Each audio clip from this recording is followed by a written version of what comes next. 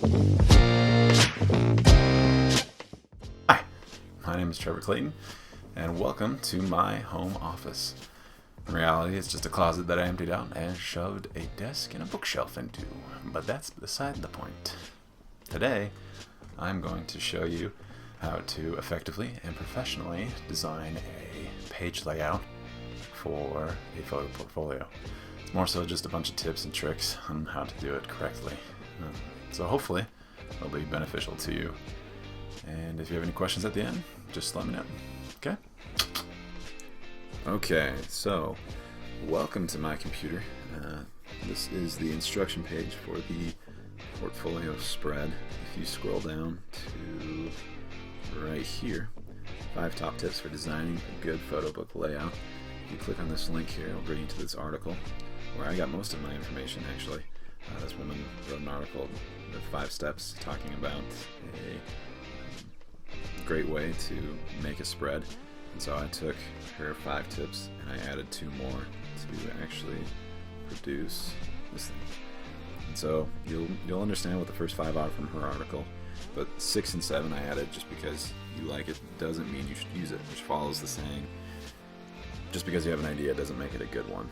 And I had photos that I really like that people aren't entirely fond of, and so they tell me I shouldn't include that just because it doesn't really apply to what I'm trying to do.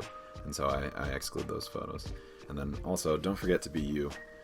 I added that because I feel that photography is an art form.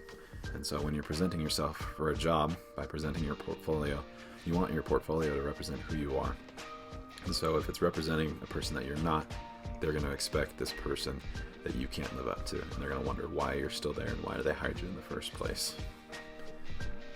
Okay, and here's just a quick reminder for you as you're putting your pages together that there are 3 things that you need to make sure that you do have.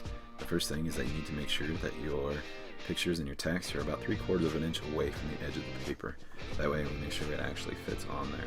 Then also, you need to make sure that you are at least 1.5 inches away from the spine or the center of the book. That way when the book opens, your pages aren't being stretched or your photos aren't being bent in any way. And then also make sure that when you're entering in your text, that you're using a smaller type, just because when you print, it'll probably come out a little bit bigger than you had expected. And then also, last but not least, when you're putting your photos in there, make sure you're putting them in a little bit lighter. I just lowered the opacity on this, but when you put them in lighter, they usually come out a little bit darker when you print it, darker than you expected. And so you don't want it coming out too dark. So those are just 3 things that you need to remember as you're putting together your portfolio pages. Alright, well that's all I've got for you. Hopefully it was beneficial to you. And yeah, if you have any questions, just let me know. Alright, I guess I will see you around. Thanks. Bye.